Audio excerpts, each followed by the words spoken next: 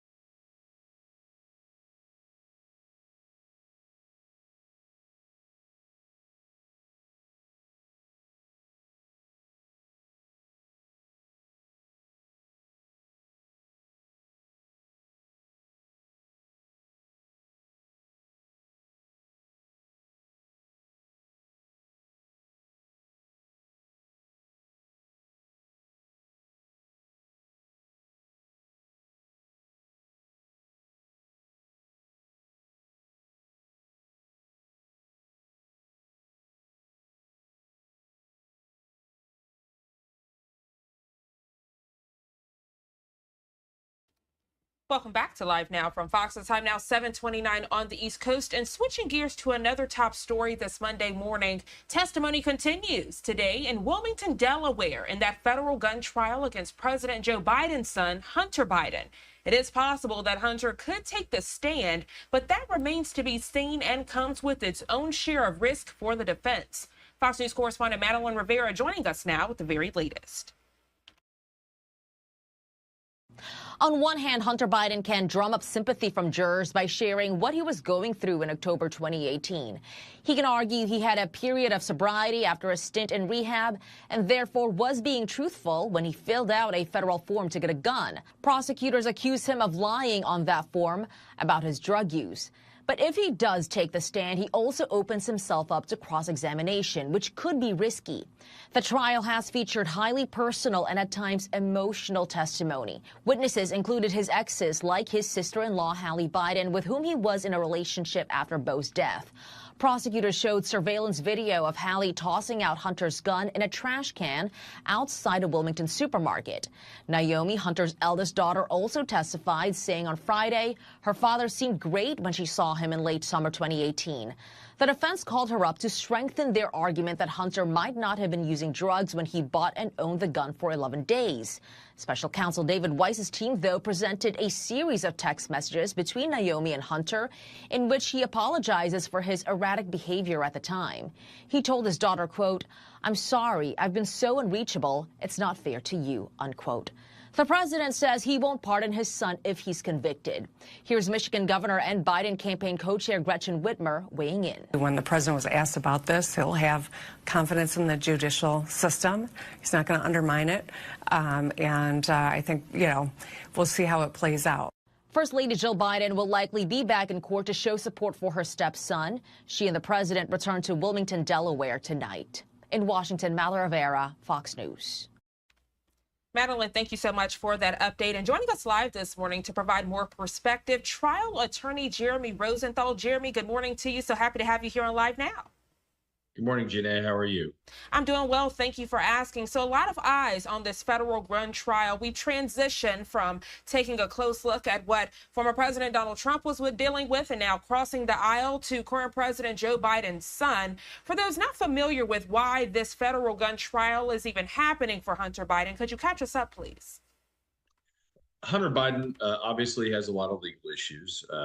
He was all set to plead guilty to federal income tax issues, not paying taxes. And as part of that plea deal, the government was basically going to look the other way, just kind of give him a slap on the wrist for this offense, which was being untruthful on a federal form to federally licensed firearm carriers, saying that he was not using drugs or not addicted to drugs.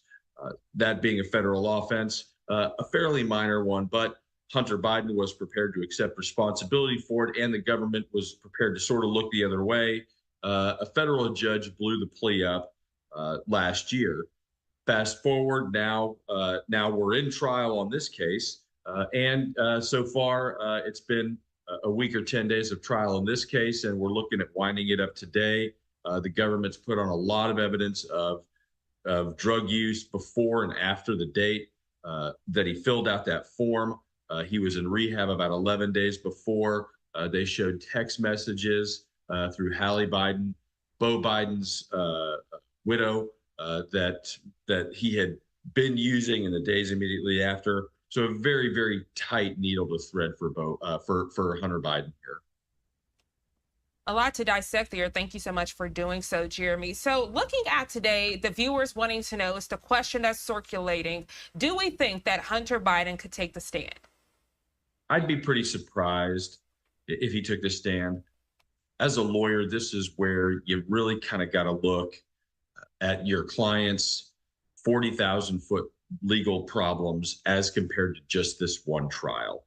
For this one trial, could Hunter Biden take the witness stand? Could he help himself? Potentially, that can happen, but the chances are very low that he will.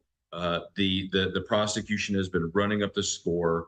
And if it goes sideways on you, it could go really sideways on you. He's got so many other legal issues. He's got the tax issue. He's got some of his foreign entanglements that maybe he doesn't want to answer questions about. And it doesn't take a whole lot for those topics to kind of work their way in the case. And then you just really get hit and you make your overall legal problems worse. I think that they probably pass on that opportunity. I'm so glad you mentioned that. And I kind of chuckled to myself as you mentioned that, because as soon as he takes the stand, if he was to, no question is off limits pretty much. The attorney's going to ask them whatever comes to mind to try to discredit them with what they are saying. Taking a look, though, we know that the former president, Donald Trump, when he was dealing with his stuff last week and the weeks prior, he was saying he would much rather be on the campaign trail. We know that current President Joe Biden on the campaign trail saying that he would not pardon his son if his son is found guilty with this federal gun trial. Hearing that, do you think that's a good thing? Because there were, I guess you could say, rumors circulating that the former president would try to pardon himself if he, was found guilty, which he ultimately was. We have a system of checks and balances, and one of the checks that the executive has in state court and in federal court is the ability to pardon. But because it's executive, because it's directly accountable to the voters, it's a very political one, right? Not always calculated based on what's fair and what's just, although that's the theory, right? The power to pardon comes with it a lot of backlash potentially. Think of Gerald Ford, President Ford, pardoning Richard Nixon. You think of those types of situations and the potential backlash that you face. So it's no wonder that President Biden is really very calculated with talking about how his son's case would play into it. The man is facing re-election here in just months. So you would think that there's really no other credible answer he could give right now other than I'm not going to pardon him. If he's on his way out come next January and it's a last minute thing, you never know. The president could do that. The court, and as far as Donald Trump is concerned, were he to be elected, he could try to pardon himself. Whether that's effective or not, we don't know. The courts have not ever resolved that issue, and so that would be an issue that would have to go up to the courts. Obviously, Donald Trump couldn't pardon himself from a New York State case. That would have to be the governor of New York.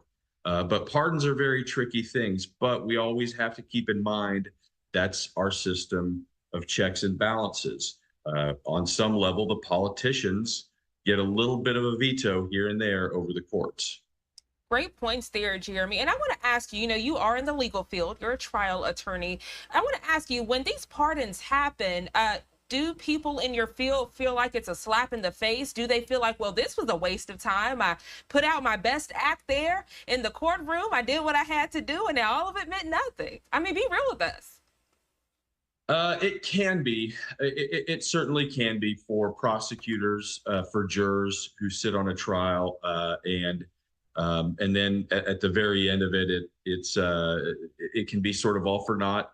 On the other side, as a defense lawyer, you have to be realistic with clients when it comes to their ability to get pardoned, and you have to let them know how exceptional it is. There are probably, I can't tell you how many federal defendants in the state of Delaware that are not named Hunter Biden that are not going to get pardons. It is exceptionally rare. It's exceptionally difficult. And you're appealing to a politician. So, and politicians hear repeatedly that, look, we got a raw deal. We got screwed. We're innocent. And I hate saying it, but every inmate in every institution are writing letters frantically for these types of things. So more often than not, when we're talking about these things with everyday clients, with everyday folks, we do have to kind of let them know, look, this is a bit of a pipe dream. We'll never say never. But that's really obviously not our first angle of attack. We're always looking for legal ways to do it. But if your dad happens to be the president, it's a conversation. Well, hey, Jeremy, we know that President Biden has said that he is a president of accountability. So I guess he's putting his actions where his words are and putting that into place, saying that if his son is found guilty, he would not pardon him. Always a pleasure having you here on Live Now from Fox, Jeremy. Anything you'd like to add before we let you go? I know this case can be a little confusing sometimes. Anything we need to be keeping a close eye on? This case could make it to the jury today. We're going to have the court's going to charge the jury, that is, read them all the instructions. I do think that the jury's going to be able to take back the instructions in this case, unless this judge has a quirk like that. Donald Trump, in their case, New York state law didn't allow them to do it. I don't know how quickly we'll get a verdict. I don't know that we'll get one today. Could be even today, could be tomorrow, but I do expect this thing to wind to a close pretty quickly here this week. Jeremy Rosenthal, thank you again for joining us bright and early this Monday morning, setting the stage as many eyes are on this federal gun trial that'll take place during the 8 o'clock hour. Thank you again. You enjoy the rest of your day. You too. Bye-bye. Thank you. And as we continue with your top stories and headlines, we're going to go to a quick 2-minute commercial break. But when we come back, following some breaking news out in the Middle East as it relates to those Yemen Houthi rebels, news coming in late yesterday about the attack of 2 cargo ships. More details in just 2 quick minutes.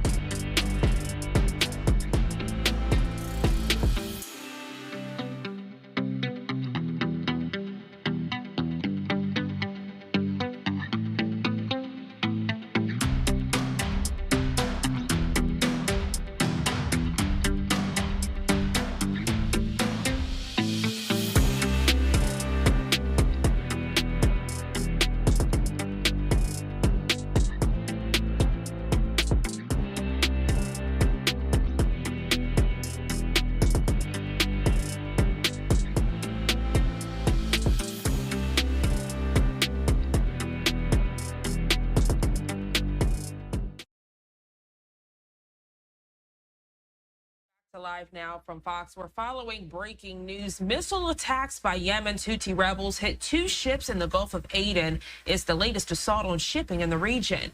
One anti-ship ballistic cruise missile hit the Antigua and Barbuda flagged cargo ship Nordurni forward station late Saturday, starting a fire that those on board put out. This information coming from U.S. Military Central Command. They're adding that a second anti-ship cruise missile also hit the Nordurni.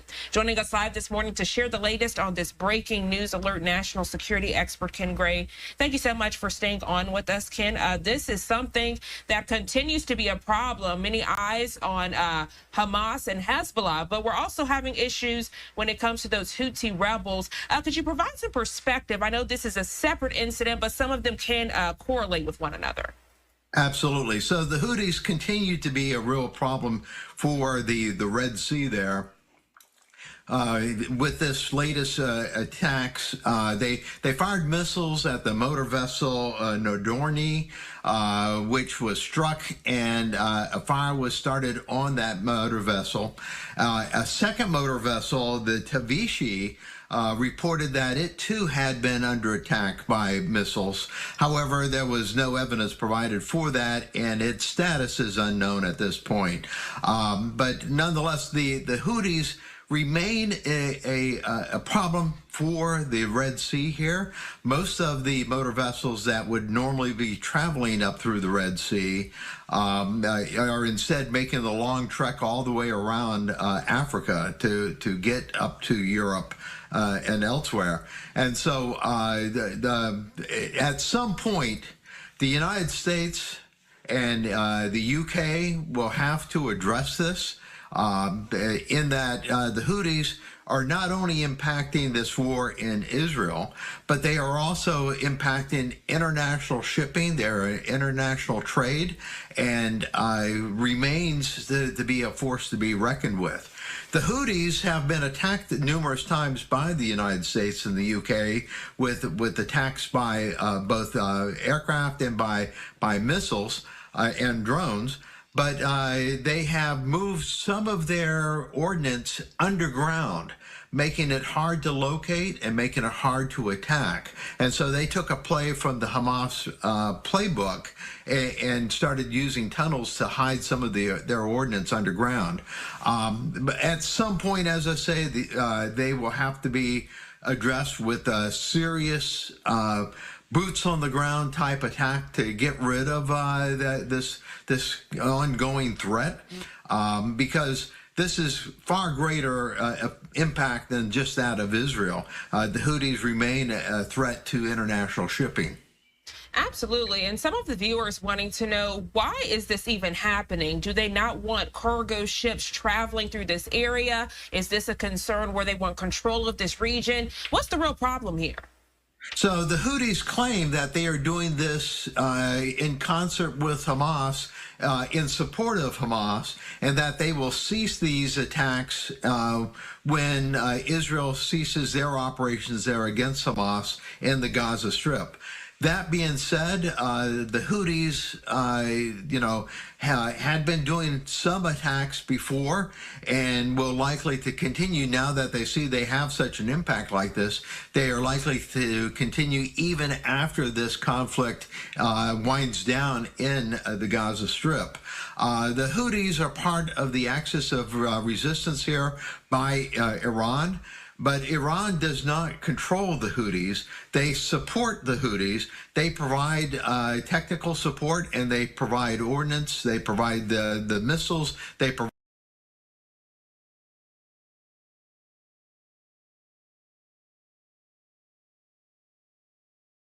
that Benny Gantz, one of the three members of the war cabinet, had issued to Prime Minister Netanyahu. That was going to expire yesterday. And Gantz had said, if you have no end game here, if you have no political resolution, if you have no plan to get all the hostages back, then I'm leaving the government, which probably would have meant early elections. Why was that relevant to the United States? Because the U.S. has been in conversation with Benny Gantz. Apart from Netanyahu, they had been hoping that Gantz could put pressure on Netanyahu from within. That now is gone, at least for the near future. So what does that mean for Tony Blinken, the Secretary of State? He's going to Israel with almost no leverage because the Americans, of course, will not suspend military aid on Israel. They will not call for an unconditional ceasefire. And indeed, you'll notice that the United States has not enforced its so-called red line against Israel, except to say, don't launch a ground assault on Rafah. Everything else, including aerial operations, is acceptable to the Biden administration. So why should Benjamin Netanyahu listen to Blinken when Blinken says we really need a deal here, which involves a ceasefire at the end of 3 phases? Gershon, how much power does Gantz still hold? Because he can still quit. Do you think he will? And do you think it will make any sort of difference to Netanyahu if he does? Yeah, it's being reported today that Gantz is expected to have his press conference this evening, where he's expected to announce that he's leaving the government. This will not bring down the government. Netanyahu still enjoys a majority of 64 votes out of the 120 members of Knesset, and it's the hardcore right wing that will be in the Knesset, in the government of Netanyahu. What I expect, though, if Gantz does leave the government, that we will see a sharp increase in the number of Israelis taking to the street, calling for the hostage deal and calling for new elections. And what's prevented these large numbers from taking to the streets is that Gantz's party, which is in the polls the largest party, has been part of the government. People didn't want to take to the streets. But I expect we have a short period here. We have a short window frame while the parliament is still in session.